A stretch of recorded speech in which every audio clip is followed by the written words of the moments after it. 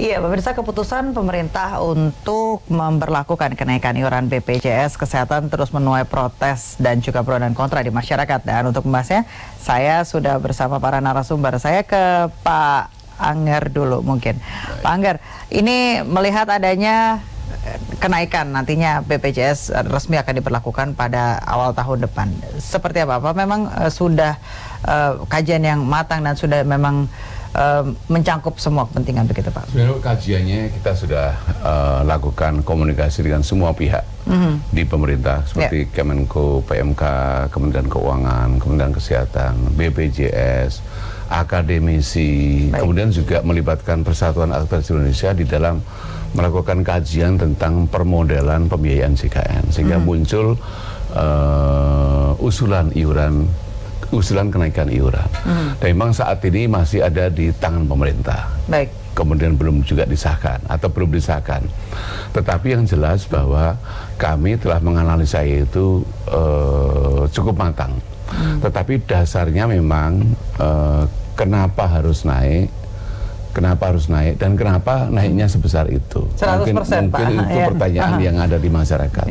Nah, kenapa naik itu karena memang selama 5 tahun terakhir itu defisit BPJS dari tahun pertama itu terjadi terus-menerus sampai dengan akhir tahun 2018 itu 19,4 triliun. Akhir tahun ini akan menjadi 33 triliun defisitnya saja. Baik. Dan kalau tidak dinaikkan, tahun depan itu defisitnya akan menjadi 44 triliun dan tahun berikutnya 2021 akan menjadi 56 triliun. Total 3 tahun ke depan itu akan ada defisit total 3 tahun itu kira-kira 133 triliun. Baik. Nah, ini tentu pemerintah memiliki fiskal yang terbatas. Ada sumber-sumber yang lain yang mungkin juga menjadi pertimbangan pemerintah. Tetapi kalau dari desainnya, saya selalu bicara masalah desain program JKN itu sebenarnya undang-undangnya mengatakan semua warga negara wajib menjadi peserta, setiap peserta wajib membayar iuran, dan bagi peserta yang tidak mampu atau fakir miskin dan orang tidak mampu, iurannya dibayar oleh pemerintah. Baik. Jadi sebenarnya itu. Jadi ini sebenarnya dari peserta untuk peserta bersama-sama bergotong royong. Gotong royong itu artinya apa? Gotong royong itu adalah kebersamaan seluruh peserta membiayai peserta yang sakit, diwujudkan dalam bentuk pembayaran iuran. Jadi seluruh peserta membayar iuran untuk membiayai peserta yang sakit. Nah, peserta yang sehat pun saat ini akan harus membayar iuran kalau suatu saat mereka juga bisa sakit dibayarin oleh peserta yang sehat. Sebenarnya di situ. Baik, Pak dan melihat ini sendiri seperti apa nih dengan adanya kenaikan yang nantinya akan aktif rencananya awal tahun depan begitu, Pak? Ya, terima kasih. Tentunya dari kami sebagai peserta BPJS ya, kita mundur ke belakang dulu bahwa semangat daripada BPJS Kesehatan ini kan dasarnya dari Undang-Undang Nomor 40 tahun 2004 ya, di mana di situ semangatnya adalah untuk seluruh rakyat Indonesia. Ya, artinya di situ ada peran negara, peran pemerintah terhadap masyarakatnya, terhadap rakyatnya. 2 tahun pertama ya itu problem di lapangan itu tentang prosedur. Ya, tentang prosedur. Nah, tapi kami lihat kesini sudah membaik tentang prosedur itu, ya.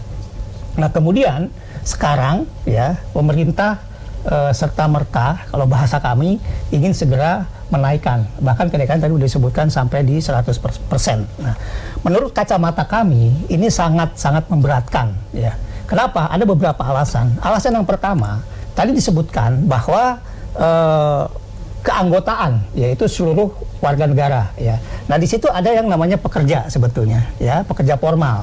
Nah, di sini pekerja formal saja masih banyak yang belum menjadi anggota. Kenapa dari pihak pemerintah, dari pihak DJSN tidak mengarahkan, ya, mereka-mereka ini para pekerja-pekerja formal yang belum terakomodir, ya, atau belum menjadi anggota dari situ. Ya, itu yang pertama. Yang kedua, ya, tentunya kami sangat berkeberatan dengan kenaikan iuran ini, ya.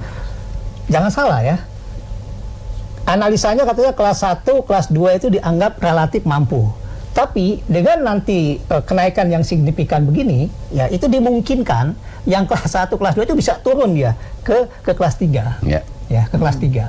Nah, tadi sudah disinggung oleh Mbak Tiara, ya, bagaimana teman-teman yang tinggal di daerah Jawa Tengah misalnya, atau di Jawa Timur, atau di luar di daerah Sulawesi sana, yang upahnya itu rata-rata masih ada yang di bawah 2 juta. Kalau naik yang kelas 3 saja, itu rencana naik ke berapa? 24 ribuan ya kalau nggak salah kan? Dari 25 menjadi 42 ribu. Jadi 42 ribu kan? Nah, katakanlah sekarang kita hitung rata-rata dalam satu keluarga itu 5 ya. Suami, ibu, ya, istri, anak 3, berarti 5. 5 kalau kenaikan 24 ribu berarti sekitar di angka 150-an ya, kurang lebih segitu. Nah, itu bagi mereka yang pendapatannya hanya di 2 juta atau di bawah 2 juta berat, karena dari pendapatan itu 20% mereka akan untuk pembayaran itu ya. Nah, kemudian uang yang dibayarkan ini tadi udah disebutkan gotong royong kan ya. Dan uang itu kan hilang. Dengan kata lain, sakit nggak sakit kan akan hilang. Nah, tentunya ini yang sangat memberatkan ya untuk kami. Di sisi lain kondisi sekarang coba dilihat ya. Dulu tahun-tahun 2-3 tahun ke belakang itu pendapatan Gojek online misalnya itu pendapatannya cukup tinggi ya, bisa 6 juta, bisa 7 juta. Coba lihat sekarang berapa ya. Mereka hanya dapat 700 atau 1 juta pun udah maksimal usahanya gitu. Nah, artinya apa? Situasi ekonomi sangat tidak memungkinkan ya untuk menaikkan iuran BPJS ini.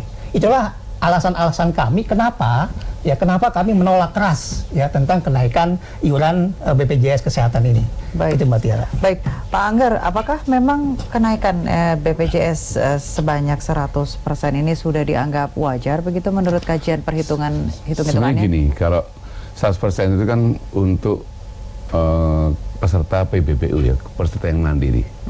Peserta yang mandiri, karena ada 4 segmen. Itu segmen keempat kan peserta mandiri. Baik. Peserta mandiri itu misalkan dokter, notaris, pedagang, kemudian pemilik warung dan lain-lain itu. Itu yang saat ini jumlahnya yang menjadi peserta ada 32 juta. Baik. Memang terjadi anomali, terjadi hal yang amat sangat berbeda di segmen ini. Segmen ini itu dalam catatan saya untuk tahun 2018 untuk segmen ini saja itu iuran yang terkumpul dari 32 juta itu sebanyak hanya 8,9 triliun. Sedangkan pada tahun yang sama klaim yang keluar itu 27,9 triliun. Jadi hampir 3 kalinya. Oke. Itu kelompok ini, dan kelompok ini memang cenderung sukarela. Tadi dengan Pak Riden sudah bicara sebelum kita ini bahwa ini seperti asuransi komersial yang kemudian menjadi sukarela padahal undang-undangnya wajib. Nah, kelompok ini memang cenderung dari awalnya dulu yang kira-kira mau sakit atau yang bahkan yang sudah sakit itu yang jadi peserta, yang merasa sehat itu enggan menjadi peserta. Sedemikian rupa sehingga yang banyak yang peserta yang sebenarnya secara statistik lebih banyak yang sakit kemudian menjadi peserta. Itu yang menyebabkan klaim rasio tinggi. Nah, sedangkan segmen yang lain itu semuanya hampir wajib. Yang PPI wajib, yang penerima bantuan iuran, kemudian pegawai pemerintah, pensiun dan keluarganya seperti itu. Jadi kalau kemudian akan harus naik, itu sebenarnya tujuan dari kenaikan itu untuk keberlanjutan program sebenarnya. Karena defisit makin lama makin besar, maka pertanyaannya adalah defisit ini mau dilarikan kemana? Karena faktanya biaya kesehatan itu makin lama makin tinggi. Tadi Pak Riden mengatakan bahwa ada yang namanya iuran hilang. Kalau di mekanisme asuransi Pak Riden, iuran itu tidak hilang. Jadi iuran memang orang yang sehat yang bayar iuran itu iurannya digunakan untuk peserta yang sakit. Tidak mendapatkan manfaat. Misalkan ya, misalkan ada satu peserta kelas 3, bayarnya 25, kemudian dia sakit. Kemudian dia sakit habisnya misalkan 25 juta. Sedangkan iurannya hanya 25.000 setiap bulan. Berarti kan katakanlah selisihnya misalkan 24 juta. 24 juta itu yang bayarin siapa? Yang bayarin adalah yang pada saat itu sehat. Sebenarnya itu yang terkumpul. Substitusi itu. Begitu ya Pak ya? Namanya subsidi silang, namanya cross subsidi. Baik. Jadi tujuan utama dari kenaikan iuran sebenarnya fakta, karena faktanya defisitnya makin besar, biaya kesehatan makin besar, maka agar ini berlanjut, maka kami mengusulkan adanya satu peningkatan iuran kepada pemerintah. Baik, ini demi program ini bisa berlanjut makin Exactly. panjang begitu. Kami Betul. harus jeda sejenak, Ya. pemirsa. Jangan kemana-mana, tetap bersama kami di Newsroom.